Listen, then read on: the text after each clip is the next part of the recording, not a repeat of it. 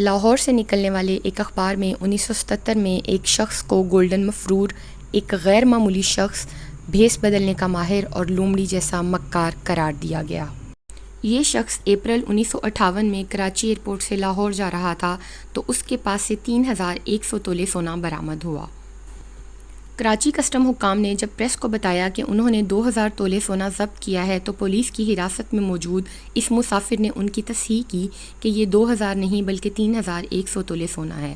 یہ شخص جلد ہی جیل سے رہا ہو گیا اور صرف 5 ماہ بعد ہی قصور کے ایک سرحدی گاؤں میں نمودار ہوا، جہاں اسے امرتسر کی پولیس سے بچنے کے لیے سونے کی 45 اینٹیں چھوڑ کر فرار ہونا پڑا۔ 6 سال بعد یہ شخص دلی پولیس کی گرفتاری سے بچنے کے لیے دوبارہ منظر عام پر آیا جب وہ چاندنی چوک میں موتی بازار کے ایک تاجر کے ساتھ سونے کا ایک معاہدہ کر رہا تھا۔ یہ شخص پولیس سے بچ نکلنے میں کامیاب ہو گیا، لیکن اس کا ایک ساتھی پکڑا گیا اور پولیس نے اس سے سونے کی 44 اینٹیں بھی برآمد کر لیں۔ اس شخص کا نام پاکستان اور انٹرپول کی فہرست میں شامل تھا اور یہ اکثر دلی، دبئی اور لندن کا سفر کیا کرتا تھا، اور یہ شخص کوئی اور نہیں بلکہ سیٹھ عابد تھا۔ گولڈن کنگ قصور کے سرحدی علاقے میں پیدا ہوئے اور وہیں پہ پلے بڑھے۔ پاکستان بننے سے قبل ان کا تجارتی شیخ قبیلہ کلکتہ سے چمڑے کی تجارت کرتا تھا۔ سن 1950 میں سیٹھ عابد کراچی میں اس وقت منتقل ہوئے جب ان کے والد نے کراچی کے صرافہ بازار میں سونے اور چاندی کا کاروبار شروع کیا۔ کچھ ایسے ماہی گیر جو دبئی سے کراچی سونے کی اسمگلنگ کرتے تھے، ان سے ملاقات کے بعد سیٹھ عابد نے سونے کی اسمگلنگ کی دنیا میں قدم رکھا۔ 50 کی دہائی کے آخر تک انہوں نے ایک ماہی گیر قاسم بھٹی کے ساتھ مل کر پاکستان میں سونے کی اسمگلنگ میں اپنی اجارہ داری قائم کی۔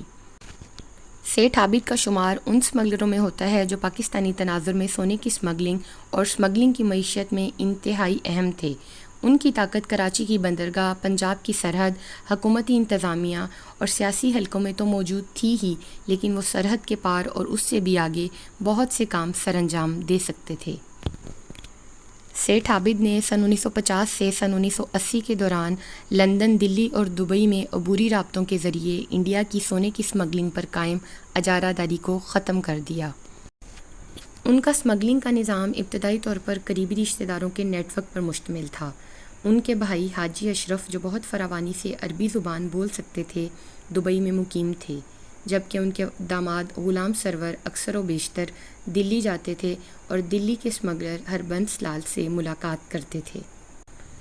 سیٹھ عابد کا نام انڈین پریس میں پہلی بار اس وقت سامنے آیا جب سن 1963 میں ٹائمز آف انڈیا نے خبر دی کہ پاکستان کے گولڈ کنگ کے انڈیا میں روابط موجود ہیں، جبکہ ان کے بہنوئی کو دلی میں سونے کی 44 اینٹوں کے ساتھ گرفتار کر لیا گیا ہے۔ برٹش ایئر ویز میں کام کرنے والے ایک کارکن کو سیٹھ عابد کا برطانیہ میں سہولت کار فرض کیا گیا تھا۔ سیٹھ عابد ہر برس حج پر بھی جاتے تھے اور اس کے ساتھ وہاں رہنے والی نامور شخصیات کے ساتھ اپنے تعلقات کو بہتر بناتے تھے۔ جب ان کا اسمگلنگ کا کاروبار مزید وسیع ہوا تو انہوں نے پنجاب کے سرحدی علاقوں میں رہنے والے ایجنٹس کو سونے کی اسمگلنگ کی فرینچائز بھی دی۔ اسمگلنگ کے کاروبار میں سونے کا بادشاہ بننے کے لیے کسی کو بھی سرحد کے آر پار اپنے نیٹ ورکس قائم کرنا ہوتے ہیں اور ریاستی اشرافیہ اور سرکاری افسران سے تعلقات قائم کرنا ہوتے ہیں۔ اس کے علاوہ معاشرے میں اپنا مقام قائم کرنے کے لیے خیر سگالی کا ایک وسیع نظام بھی قائم کرنا پڑتا ہے۔ سیٹھ عابد کا عروج انڈیا اور پاکستان کی تشکیل کے ساتھ ہی سامنے آیا۔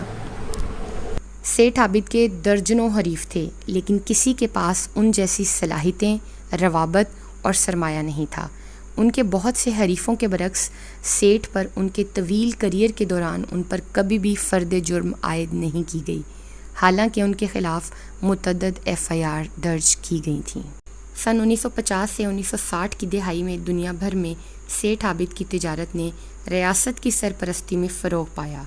لاہور، کراچی، دبئی اور لندن میں اثاثوں اور سرمایہ کاری کی بدولت انہیں پاکستان کے بہت زیادہ دولت مند لوگوں میں شامل کیا گیا تھا۔ سن 1970 میں وزیر اعظم بھٹو کی حکومت میں سیٹھ عابد کی تجارت کو رکاوٹوں کا سامنا رہا۔ سن 1974 میں لاہور میں ان کی رہائش گاہ پر چھاپا مارا گیا جس میں ان کے اثاثے ضبط کیے گئے۔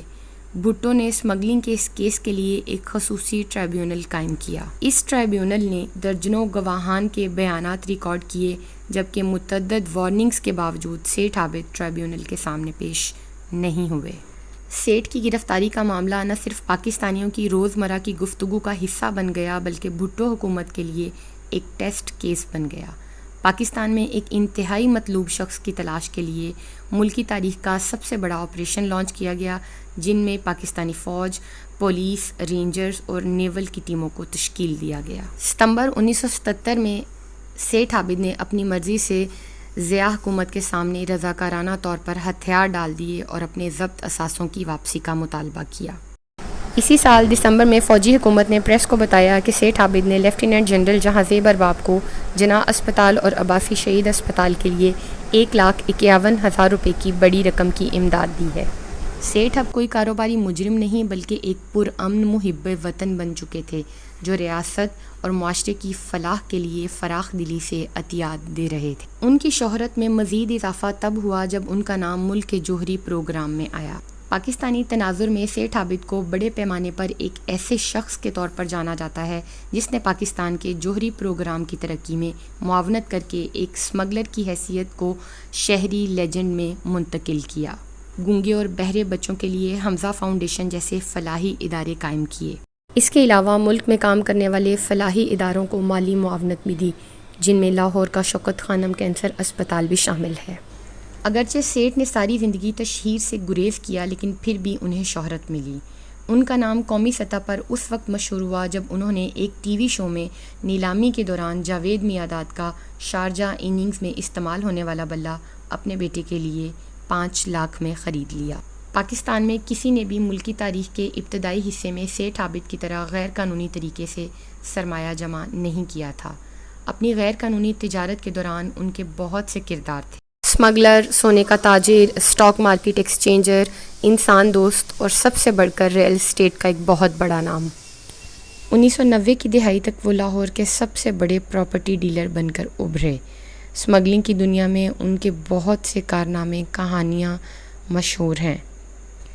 اخبارات اور یہاں تک کہ سوشل میڈیا آج بھی سیٹھ کو رومانوی بنا کر پیش کرتا ہے اور ان کے فرار اور گلیمر سے بھری زندگی پر بات کی جاتی ہے۔ جب اخبارات نے ان کو بدنام زمانہ پاکستانی سونے کے بادشاہ کی حیثیت سے پیش کیا تو سیٹھ عابد نے اس کے خلاف احتجاج کیا اور اپنے آپ کو ایسے شخص کے طور پر پیش کیا جس نے سونے کو عام لوگوں کی رسائی تک پہنچایا۔ انہوں نے اپنا ویژن دنیا کو بتانے کے لیے لاہور کے ایک ایڈیٹر کو بتایا کہ مجھے سونے کا اسمگلر کیوں کہا جاتا ہے۔ میں اپنی بہنوں اور بیٹیوں کی شادیوں کے لیے سستا سونا فراہم کر رہا ہوں، معاشرے اور ریاست کے لیے عمدہ خدمات انجام دے رہا ہوں۔ کسی بھی تعریف اور پہچان کی بجائے میں بدنام ہو چکا ہوں۔ سیٹھ عابد 85 برس کی عمر میں وفات پا چکے ہیں اور انہیں پاکستان میں گولڈ کنگ کی حیثیت سے جانا جاتا تھا اور ان کا شمار ان امیر ترین افراد میں کیا جاتا تھا جن کی دولت کا انحصار سونے کی اسمگلنگ پر تھا۔